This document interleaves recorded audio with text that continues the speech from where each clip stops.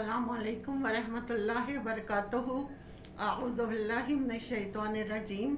बिस्मिल्लाहिर्रहमानिर्रहीम। रब्बि इश्रह ली सदरी व यस्सिर ली अमरी वहलुल उक़दतम मिन लिसानी यफ़क़हू क़ौली। रब्बि ज़िदनी इल्मा व अमला। या मुक़ल्लिबल क़ुलूबि सब्बित क़ल्बी अला दीनिक। या रब्बि लकल हम्दु कमा यंबग़ी लिजलालि वजहिका व अज़ीम सुल्तानिक। हम पढ़ रहे हैं सूरह अल-बक़रा का तर्जुमा और उसकी तफसीर। आज की आयत नंबर 20 और 21 का तर्जुमा और उसकी तफसीर। यकादू करीब है, अलबरकु बिजली, यख्तफ़ु अबसारहुम उचक ले उनकी निगाहों को, उनकी आँखों को। करीब है कि बिजली उनकी आँखों को उचक ले, झपट ले। इसीलिए कहते हैं कि जब बिजली चमक रही हो तो उसकी तरफ ना देखो। क्यों? बिनाई जाने का अंदेशा होता है। तो करीब है कि बिजली उनकी निगाहों को उचक ले, क्योंकि उनकी निगाहें कमज़ोर हैं, उन्हें हक़ नज़र नहीं आ रहा है। इसलिए ये इस्लाम के नूर को बर्दाश्त ही नहीं कर पा रहे।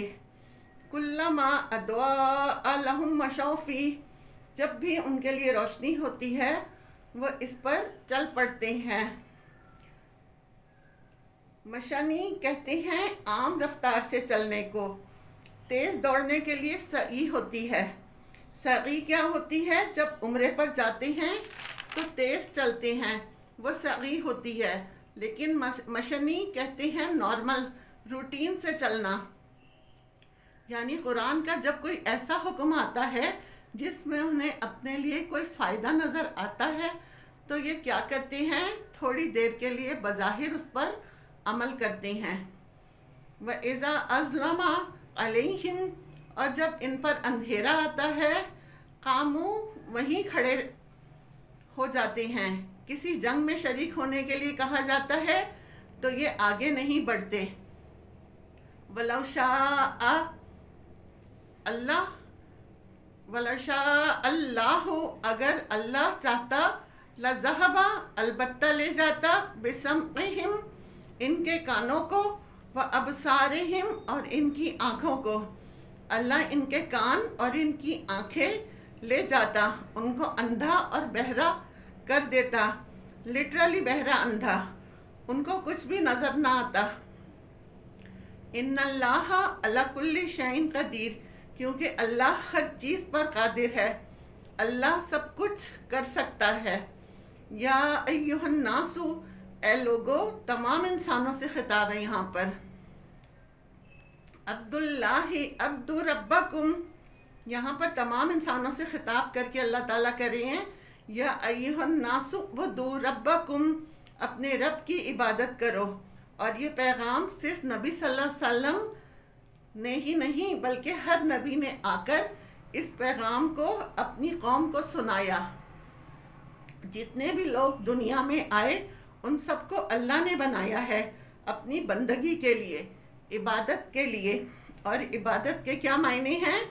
उसके सामने झुक जाओ, उसको अपना मतलूब बनाओ, उसी को अपना मकसूद बनाओ, उसी की ग़ुलामी इख्तियार करो, उसी के बंदे बन जाओ, उसी की बात मानो, सबसे ज़्यादा उसी से मोहब्बत करो, सबसे ज़्यादा तुम्हारे दिल में उसी का खौफ हो, सबसे ज़्यादा तुम्हारे दिल में उसी की इज़्ज़त और अहमियत हो, वही महबूब हो।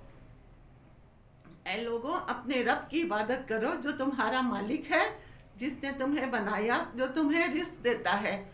क्यों करो? अल्लज़ी, उसने, खलक़कुम, पैदा किया है तुमको, तुम कुछ ना थे, उसने तुम्हें ज़िंदगी अता की, उसने तुम्हें वजूद अता किया। अगर हम अपनी हकीकत पर गौर करें, हम क्या थे? क्या हम खुद से पैदा हो सकते थे? क्या कोई किसी को पैदा कर सकता है? नहीं। तो खालिक कौन है हमारा? अल्लाह खालिक है हमारा। वल्लज़ीना मिन क़ब्लिकुम, न सिर्फ तुमको बनाया बल्कि उनको भी बनाया जो तुमसे पहले आए। यानी आज तक दुनिया में जितने इंसान आए हैं वो सब के सब अल्लाह की मखलूक हैं। अल्लाह ही ने उनको पैदा किया है और आज के बाद क़यामत तक जितने भी लोग आएंगे इस दुनिया में वो सब अल्लाह ही के बनाने से दुनिया में आएंगे। अगर कोई इंसान इंसान को बना सकता तो दुनिया में जो बे औलाद हैं, जिनके बच्चे पैदा नहीं होते, वो क्या करते? इंसान बनाने की फैक्ट्री से जाकर ले लेते। लेकिन आपने देखा होगा अगर अल्लाह इंसान पैदा ना करे तो कोई भी इंसान पैदा नहीं कर सकता। तो झुक जाओ उसी के आगे जिसने तुम्हें वजूद बख्शा। इस झुकने का फ़ायदा क्या? अल्लाह को है कुछ नहीं, खुद हम ही को ही है। क्यों झुको, क्यों इबादत करो? लअल्लकुम, ताकि तुम तत्तकून, बच जाओ। ये है नतीजा। किससे बच जाओ? तबाह होने से बच जाओ, आग से बच जाओ, बुरे अंजाम से बच जाओ। अल्लाह की बात मानो क्योंकि वो सबसे बड़ा है, क्योंकि तुम उसकी बनाई हुई चीज़ हो, इसलिए वो तुम्हारा सबसे बड़ा हमदर्द है। अपनी बनाई हुई चीज़ से सबको प्यार होता है, वो हमें सबसे अच्छी लगती है। मसलन अगर कोई खाना बनाए तो वो भी अच्छा लगता है।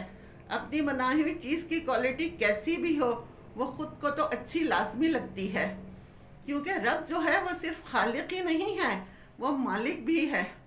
जिस चीज़ के हम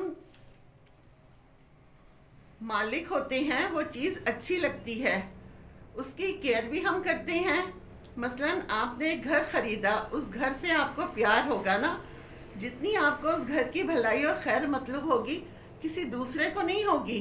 तो अल्लाह की इबादत क्यों करें? क्योंकि उसने हमें बनाया है, वो हमसे मोहब्बत करता है, वो सबसे बढ़कर हमारा खैरख्वाह है, वो हमारे लिए सबसे बढ़कर मोहब्बत करने वाला है, रहमान है, रहीम है, सब ज़रूरियात पूरे करने वाला राज़िक़ है। लिहाजा हमें उसी की बात माननी चाहिए। इसकी एक मिसाल है, माँ अपने बच्चे को बनाती नहीं मगर वो पैदा करती है, वो उसकी भलाई चाहती है, वो उसे गर्मी, सर्दी, आग और ऐसी चीज़ों से बचाती है जो उसे उसके लिए नुकसानदाह हों। बाज़ दफ़ा सिर्फ वो लाड प्यारी नहीं करती बल्कि कुछ काम भी करवाती है। जो माएँ अपने बच्चों से ज़्यादा मोहब्बत करती हैं वो ज़्यादा मुशक्क़त में उन्हें डालती हैं। क्यों? ताकि उनके लिए अगली ज़िंदगी आसान हो, जब वो बड़े हों तो अपने आप को संभाल सकें।